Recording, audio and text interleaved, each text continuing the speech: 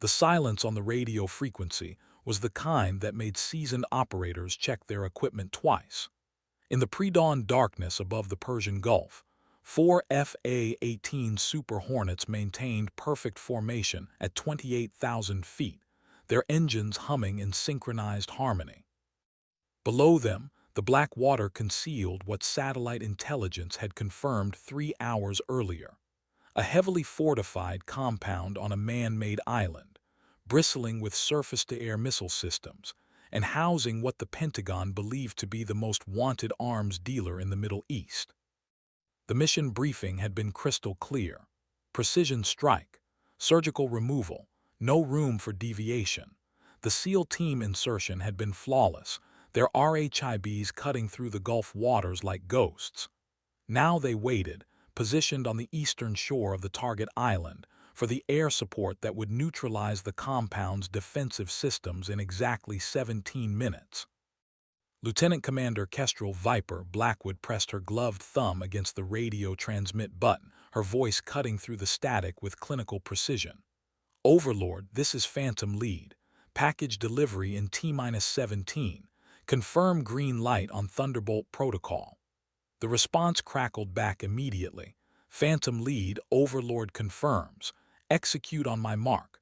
Weather window closing in 22 minutes. But something was wrong. Blackwood's heads-up display flickered once, then twice. Her targeting computer showed anomalous readings from the island below.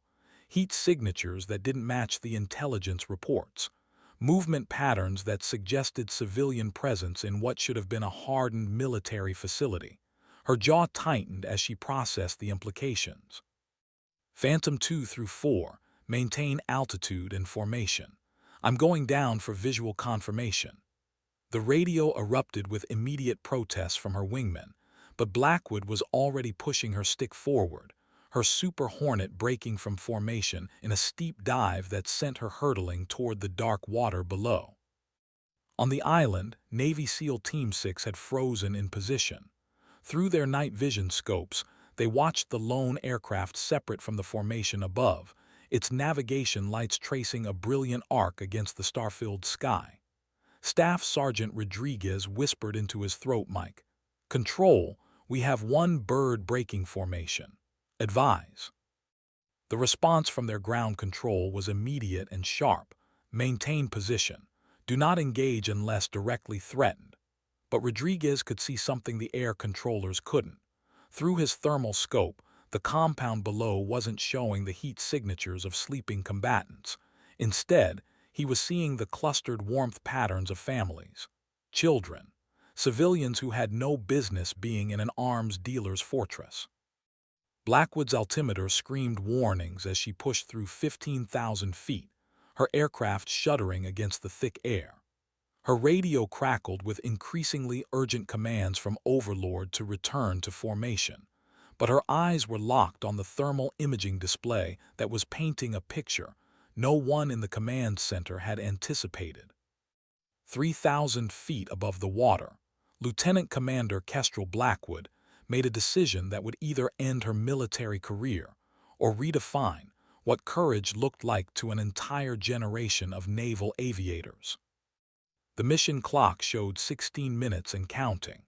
The SEALs held their position, and somewhere in the Pentagon, a room full of officers was about to learn that sometimes the most dangerous enemy isn't the one you're ordered to destroy. It's the moment when following orders means sacrificing everything you swore to protect. What happened next would be dissected in military academies for decades. But in that moment, suspended between duty and conscience, Kestrel Blackwood was simply a pilot who saw something others had missed, flying toward a choice that would define not just her legacy, but the very meaning of honor in modern warfare. The island grew larger in her windscreen, and with it, the weight of a decision that would ripple through the chain of command all the way to the highest levels of military leadership. Her call sign, Viper, had been earned through precision and lethality. Tonight, it would take on an entirely different meaning. The radio frequency that had been silent was about to explode with voices demanding answers from the woman who dared to see what others had chosen to ignore. But Kestrel Blackwood was done with silence, and the consequences of speaking truth to power were about to unfold at Mach 1.2. 2,000 feet and falling.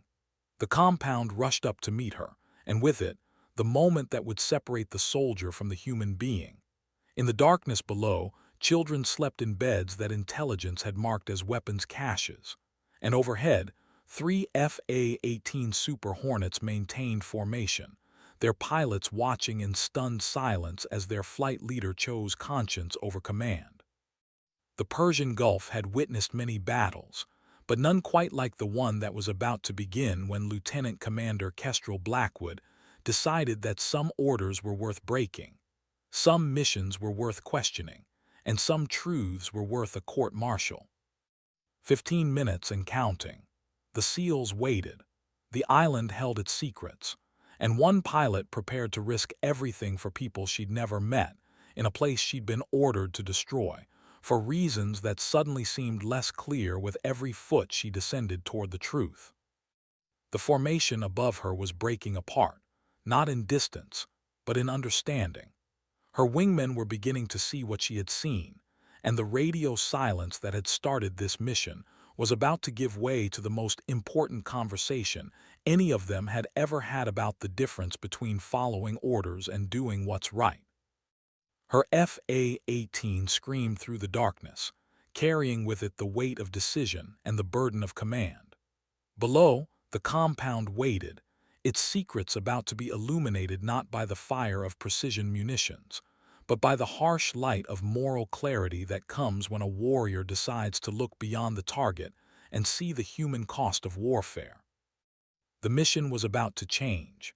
The pilot had already transformed, and the legend of Viper Blackwood was about to begin in the most unlikely way possible, not through destruction, but through the courage to refuse to destroy. The Persian Gulf stretched out below her like a dark mirror, reflecting not just the lights of her aircraft, but the moment when military precision gave way to human compassion. 1,000 feet.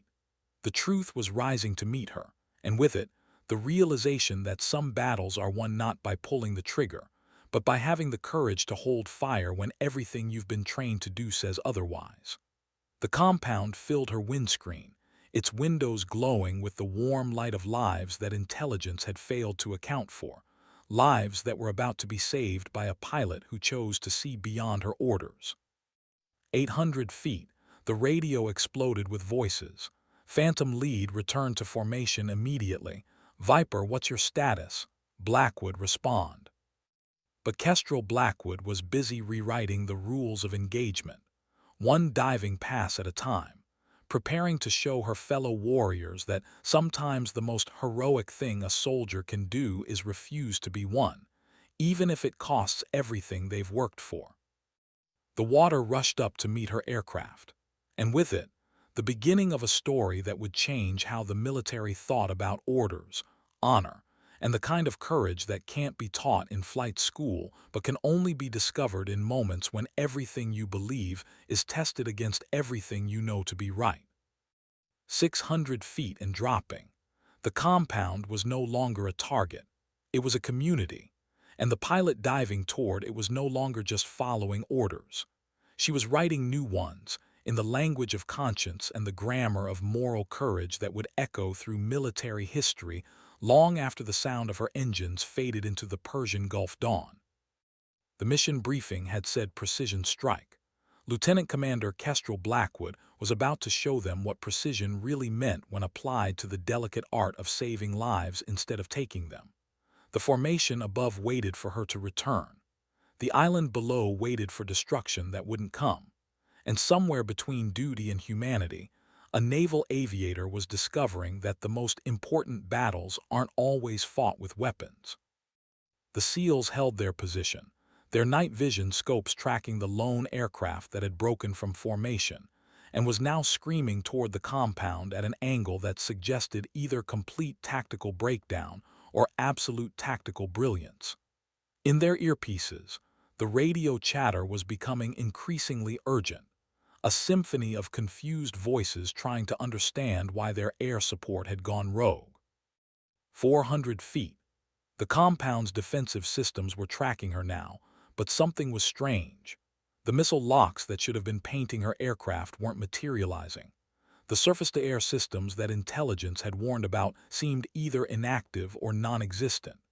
As she pulled out of her dive, skimming just 200 feet above the compound's main building, her forward-looking infrared camera was painting a picture that made her stomach drop. This wasn't an arms dealer's fortress. This was a refugee camp. The thermal signatures she was seeing weren't weapons caches or militant training facilities. They were families, huddled together in converted buildings, their body heat creating the clustered patterns that her training had taught her to recognize as civilian populations. Children pressed against windows, awakened by the sound of her engines. Adults moving through corridors with the tired, careful movements of people who had seen too much war and were trying to protect those who couldn't protect themselves. Lieutenant Commander Blackwood pulled her aircraft into a steep climb, her mind racing as fast as her turbofan engines. The intelligence had been wrong, catastrophically, dangerously wrong, and in 14 minutes, 3 A-18 Super Hornets would rain precision-guided munitions down on what appeared to be one of the largest refugee populations in the region, people who had fled the very conflicts that had brought her here tonight. Her radio crackled with increasing urgency. Phantom Lead, return to formation. Mission timeline is unchanged. But Blackwood was already keying her transmit button, her voice steady despite the magnitude of what she was about to report. Overlord Phantom Lead, I have eyes on target. Mission parameters have changed. Repeat, mission parameters have changed. Target contains significant civilian population.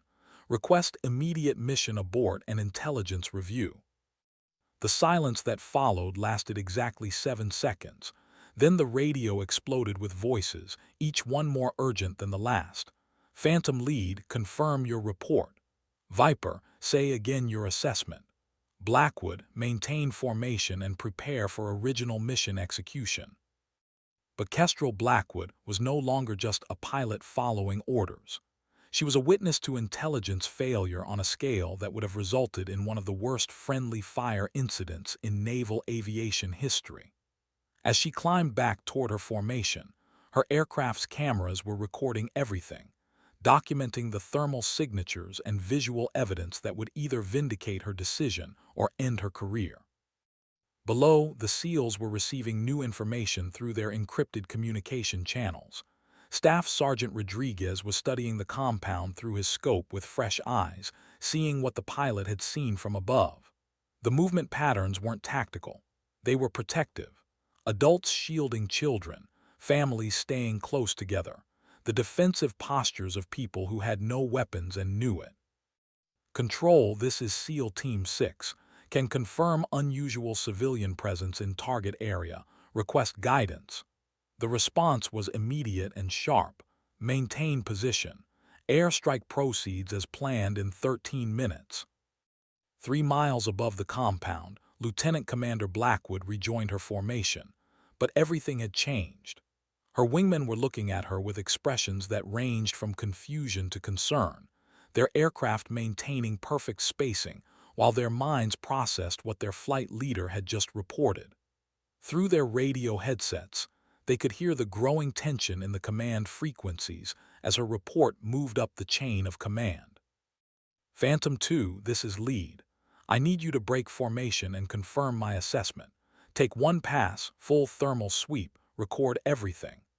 Lieutenant Marcus Razor Castellanos had flown with Blackwood for 18 months. He'd seen her make split-second decisions that had saved their lives more than once. If she was calling for mission abort based on civilian presence, he knew she wasn't making it lightly. Copy, Lead.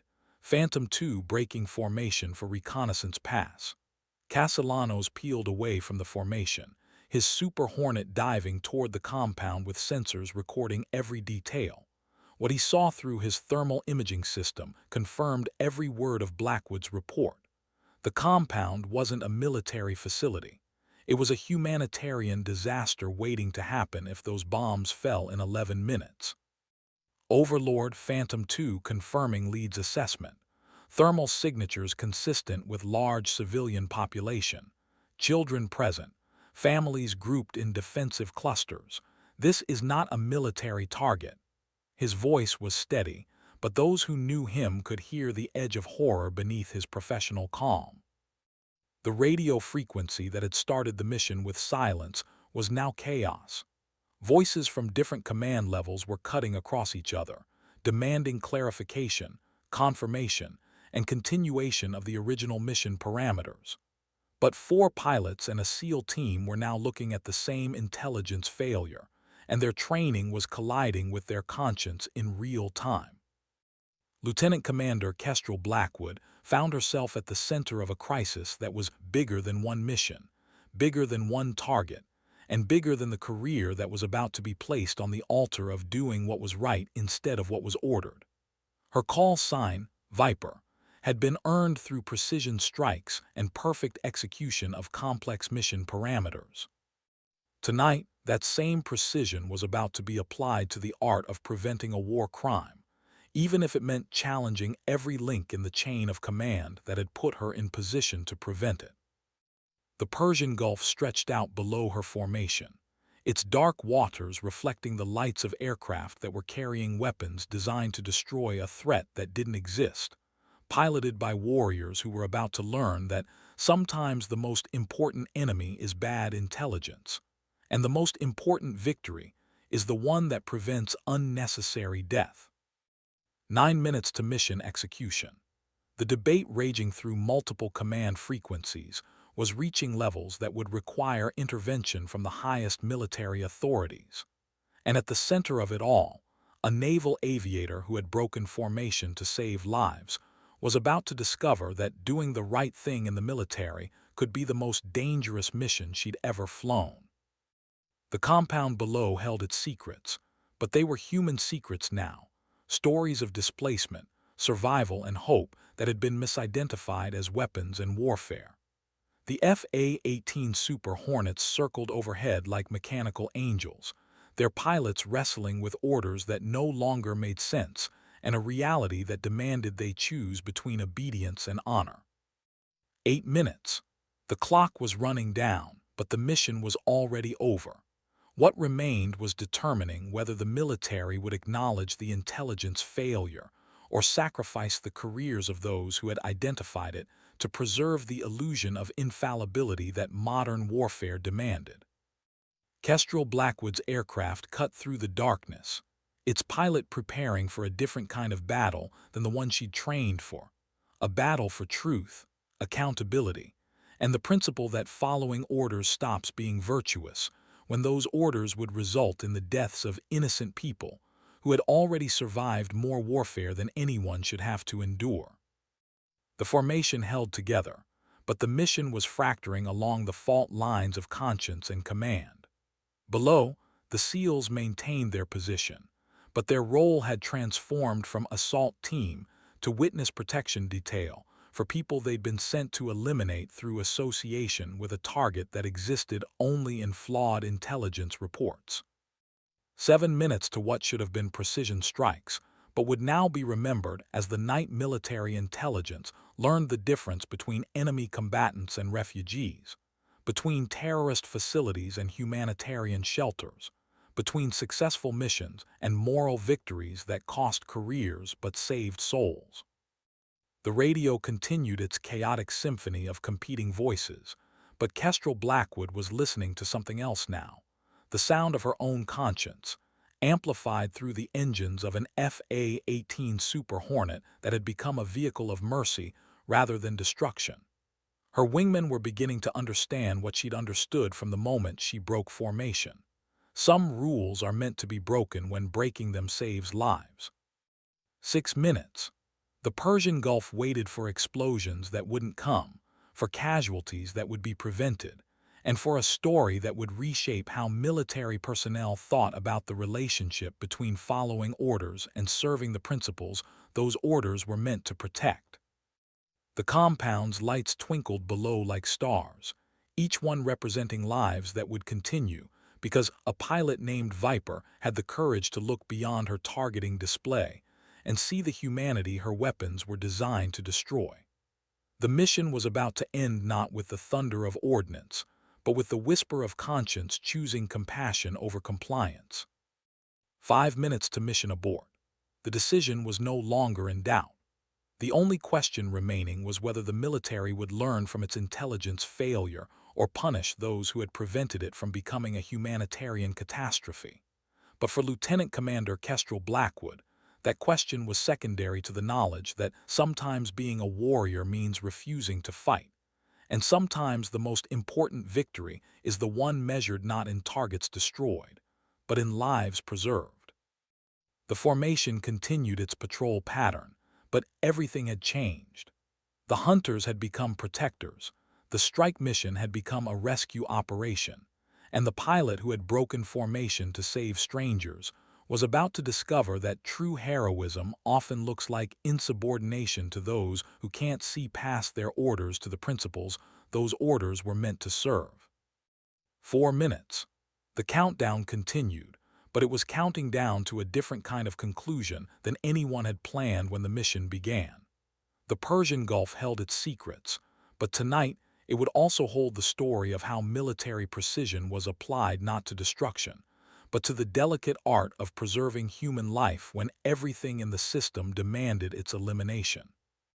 The engines of 4 A-18 Super Hornets hummed in the darkness, their sound no longer the harbinger of destruction, but the anthem of conscience choosing humanity over orders, pilots choosing truth over easy compliance, and warriors discovering that the most important battles aren't always fought with weapons, but with the courage to refuse to use them when using them would betray everything they swore to defend.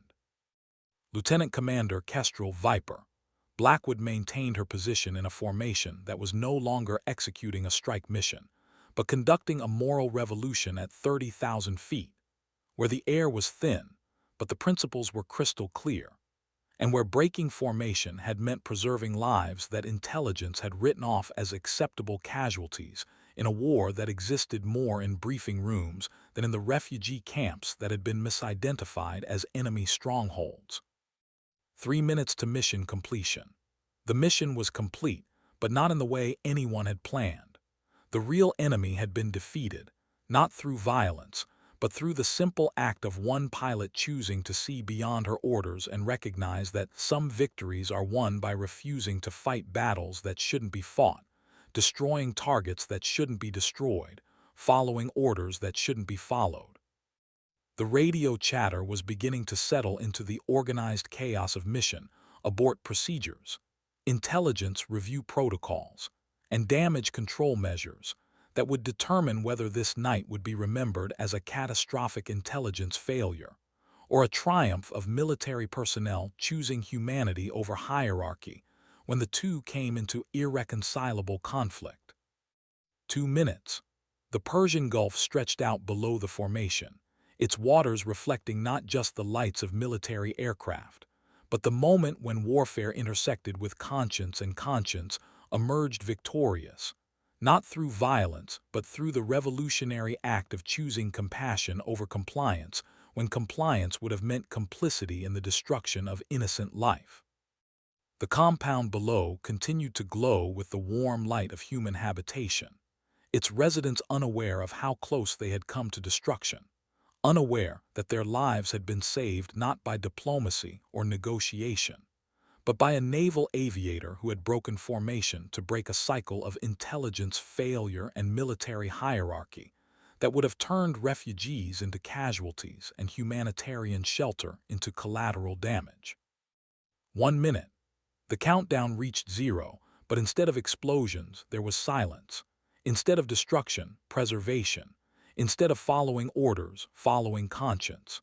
The mission that had begun with precision strike requirements had ended with the most precise strike of all, a surgical intervention that had removed the tumor of bad intelligence before it could metastasize into mass casualty incident. Lieutenant Commander Kestrel Blackwood's FA-18 Super Hornet cut through the darkness above the Persian Gulf, its pilot no longer just a warrior following orders, but a human being who had chosen humanity over hierarchy, conscience over compliance, and moral courage over military conformity. Her call sign would take on new meaning after tonight, but the principles that had earned it remained unchanged. Precision, determination, and the lethal application of skill in service of a cause greater than personal advancement.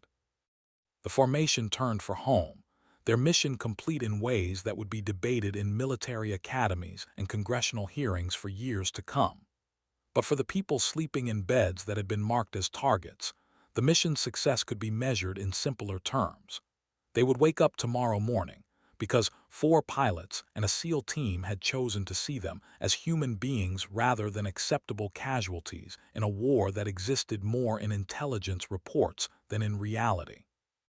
The Persian Gulf's waters closed behind the departing aircraft, but the ripples from this mission would spread far beyond the dark water, reaching into Pentagon briefing rooms, congressional oversight committees, and military training programs, where future officers would learn about the night when following orders became secondary to following conscience, and when the most successful military mission became the one that was never completed. Kestrel Blackwood's aircraft disappeared into the darkness, carrying with it the knowledge that sometimes the most important battles are won not by superior firepower or tactical brilliance, but by the simple recognition that military power exists to protect the innocent, not destroy them, and that the highest form of military discipline is the discipline to disobey orders that betray the principles military service is meant to defend. The compound's lights continued to twinkle below, each one a life preserved by warriors who chose humanity over hierarchy when the two came into conflict. The mission had ended, but the story was just beginning. The story of how military precision was applied not to destruction, but to preservation, how breaking formation led to moral breakthrough, and how one pilot's refusal to follow orders became a masterclass in what military service really means when stripped of bureaucracy and reduced to its essential purpose: protecting those who cannot protect themselves. The radio frequencies fell silent once more, but it was a different silence now, not the anticipatory quiet before violence, but the contemplative calm after moral crisis had been resolved through courage, conscience, and the revolutionary recognition that some orders are meant to be broken, some missions are meant to be questioned, and some victories are won by choosing not to fight battles that would compromise the very principles military service exists to defend. 4 A-18 Super Hornets flew home through the darkness, their pilots forever changed by a mission that had taught them the difference between military precision and moral precision, between tactical success and ethical victory, between following orders and serving the higher calling that makes military service a profession of honor rather than merely a profession of violence. The Persian Gulf held its secrets, but tonight it also held the truth that sometimes the most heroic thing a warrior can do is refuse to be a warrior when being a warrior would mean betraying everything that makes military service worthy of the sacrifices it demands. Lieutenant Commander Kestrel Blackwood had broken formation to preserve lives, and in doing so, had shown her fellow warriors what formation really meant when applied to the moral architecture that should govern military action in a world where the line between enemy and innocent, combatant and civilian, legitimate target and humanitarian disaster, can sometimes only be discerned by those with the courage to look beyond their orders and see the human cost of unquestioning obedience. The mission was over. The real work was just beginning, and somewhere in the darkness above the Persian Gulf, 4 pilots were carrying home a lesson that would reshape how they thought about duty, honor, country, and the delicate balance between military efficiency and moral clarity that defines the difference between soldiers and warriors, between following orders and serving principles, between tactical success and victories worth winning. In the weeks that followed the Persian Gulf incident, Lieutenant Commander Kestrel Blackwood found herself at the center of a controversy that reached from the flight deck of the USS Abraham Lincoln to the highest echelons of Pentagon leadership. The intelligence failure that had nearly resulted in a mass casualty event among refugee populations became the subject of multiple investigations, congressional hearings, and a complete overhaul of target verification procedures across all branches of the military. The official after-action report classified the mission as successful termination due to updated intelligence parameters, but those who had been present knew the truth. The mission had been saved not by intelligence updates, but by a pilot who had chosen to verify intelligence rather than simply execute based on it. The thermal imaging and visual reconnaissance, data that Blackwood and her wingman had collected, became the evidence that exposed systematic flaws in the intelligence gathering and verification process that had been compromising mission accuracy for months. Staff Sergeant Rodriguez and his SEAL team were quietly reassigned after submitting their own report confirming the civilian nature of the target compound. Their ground-level intelligence had corroborated what the pilots had seen from above, creating an undeniable record of how close the operation had come to becoming an international incident that would have undermined American military credibility throughout the region. But the personal cost to those involved was immediate and severe. Blackwood was grounded pending investigation, her access to classified materials suspended, while military attorneys and intelligence officials tried to determine whether her actions constituted heroic initiative or dangerous insubordination. The distinction mattered not just for her career, but for the precedent it would set regarding how military personnel should respond when orders conflict with evidence in the field. During the investigation, details of Blackwood's background began to emerge that painted a picture of an officer whose entire career had been defined by the same precision and moral clarity she had demonstrated over the Persian Gulf. She had graduated third in her class from the Naval Academy, earned her wings through a flight training program that had a 40% washout rate, and compiled a combat record that included 3 successful close air support missions that had saved Marine units from being overrun in Syria. Her call sign, Viper, had been earned not through aggression, but through her ability to identify and strike targets with surgical precision while avoiding collateral damage.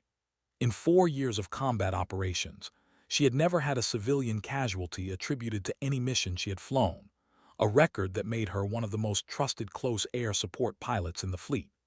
Her squadron commanders consistently rated her as exceptional in judgment, decision-making, and mission execution. The investigation also revealed that Blackwood had raised concerns about intelligence quality in previous mission briefings, concerns that had been noted but not acted upon by higher command levels. Her reputation for questioning intelligence reports that didn't match visual reconnaissance had been seen as thoroughness by some and troublesome perfectionism by others, creating a pattern of tension between her commitment to verification and the operational tempo that modern military campaigns demanded. Lieutenant Marcus Castellanos, who had confirmed her assessment during the mission, found his own career under scrutiny. His decision to break formation and conduct his own reconnaissance pass was being evaluated as either proper wingman support or unauthorized deviation from mission parameters. The fact that his thermal imaging had corroborated every detail of Blackwood's report was being weighed against the breach of protocol his actions represented. The compound that had been misidentified as an arms dealer's fortress was revealed to be a United Nations-sponsored refugee settlement, housing over 3,000 displaced persons from conflicts throughout the region.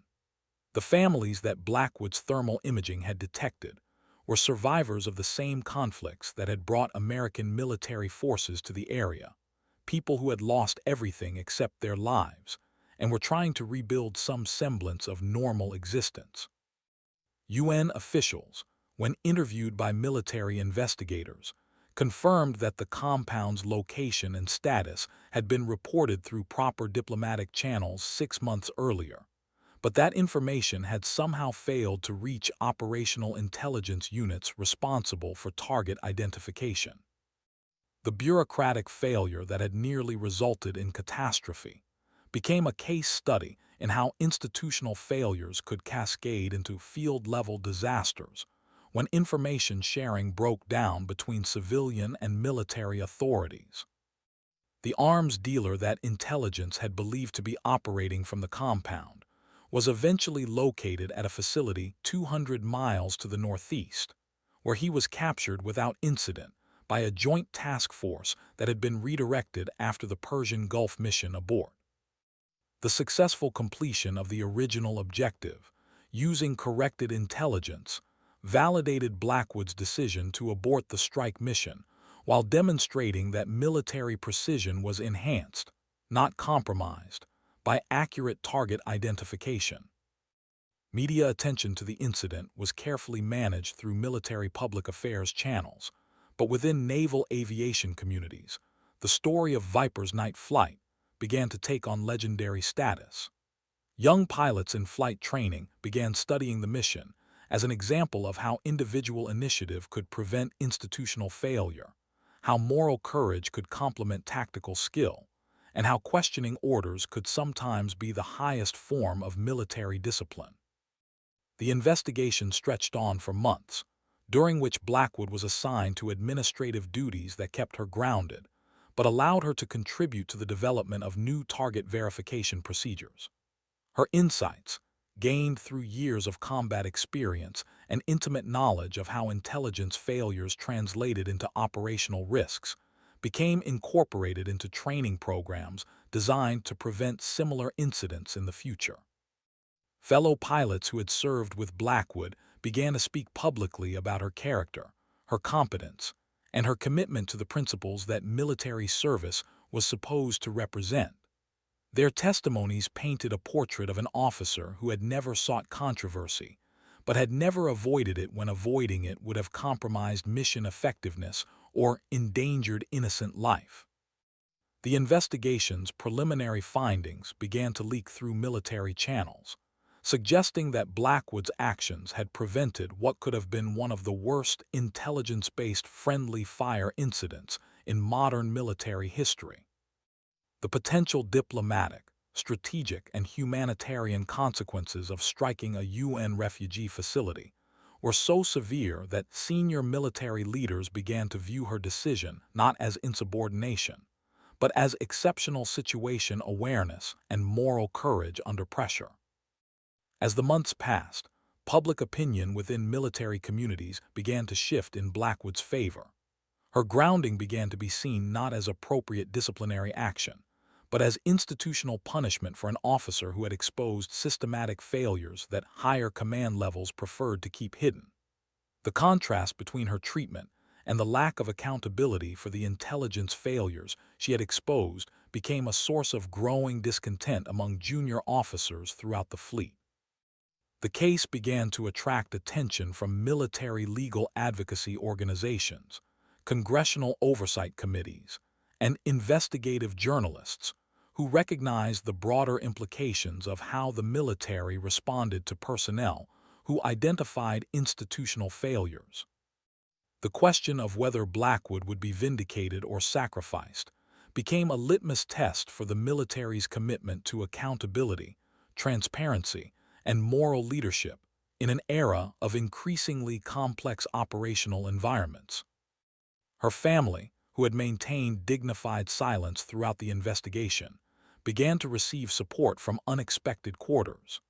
Fellow military families, veterans organizations, and even some senior retired officers began to speak out about the importance of protecting personnel, who demonstrated the kind of moral courage that military leadership claimed to value, but seemed reluctant to defend when it came into conflict with institutional convenience.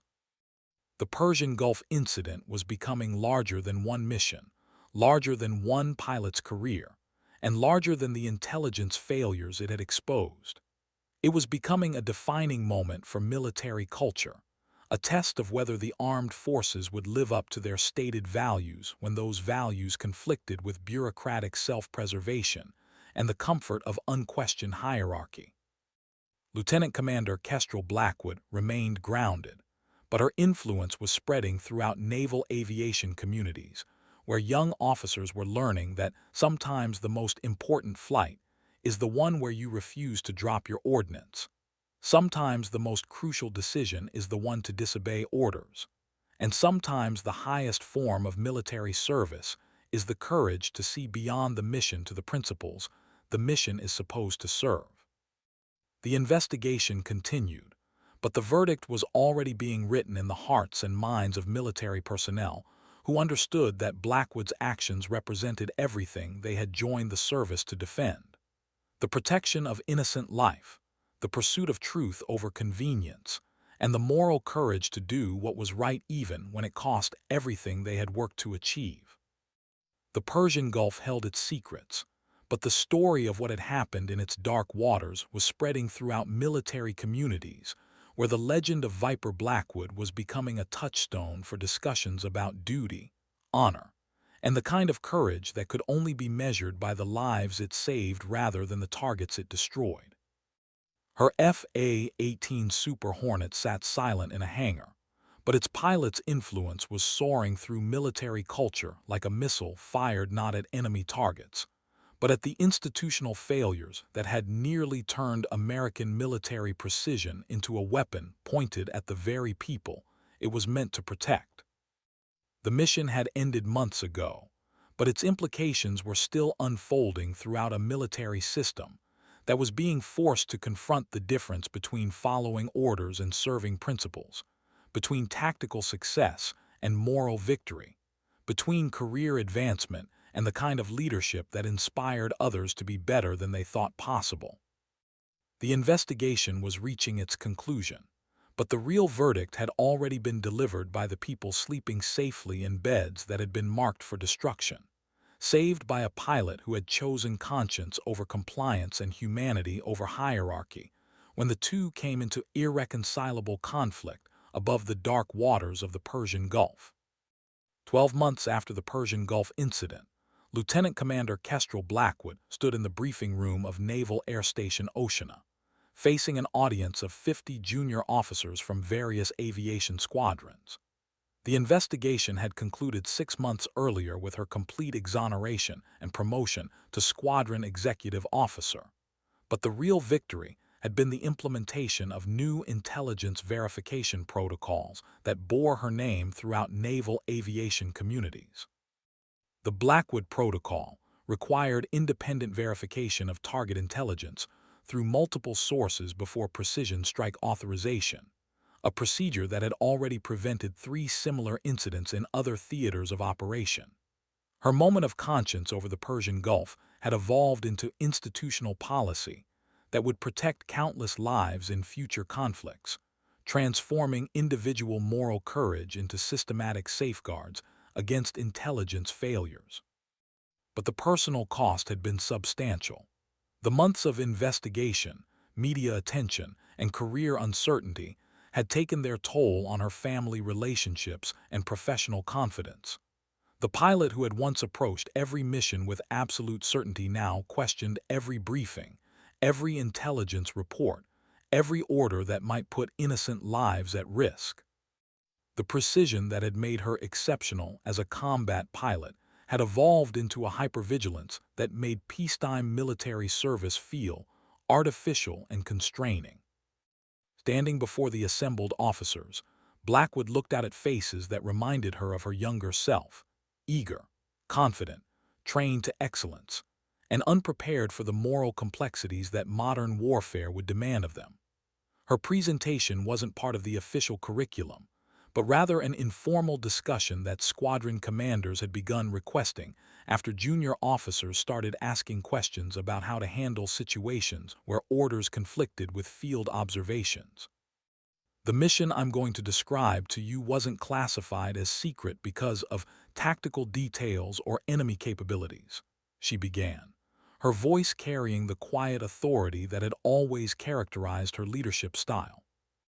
It was classified because it exposed how institutional failures can cascade into individual crises, how intelligence errors can force personnel to choose between following orders and preventing disasters, and how sometimes the most important military decision you'll ever make is the decision not to pull the trigger. The room was completely silent. These pilots had heard rumors about the Persian Gulf incident, but none had heard the details from the pilot who had lived it. Blackwood's reputation had evolved during the investigation from controversial insubordinate to legendary figure. But the woman standing before them looked more human than legend, tired, thoughtful, and carrying the weight of decisions that had affected lives on a scale these young officers couldn't yet comprehend. Intelligence told us we were striking an arms dealer's compound. Visual reconnaissance told us we were looking at a refugee camp. The question wasn't about following orders or breaking protocol. The question was about what we were willing to live with if we were wrong. She paused, studying the faces before her. Every one of you will face a similar moment. Maybe not as dramatic, maybe not with stakes this high, but you will face a moment when your training, your orders, and your conscience point in different directions. Lieutenant Sarah Chen, fresh from flight school with barely 100 hours in tactical aircraft, raised her hand. Ma'am, how do you know when you're seeing something intelligence missed versus when you're just second-guessing legitimate orders? The question capture.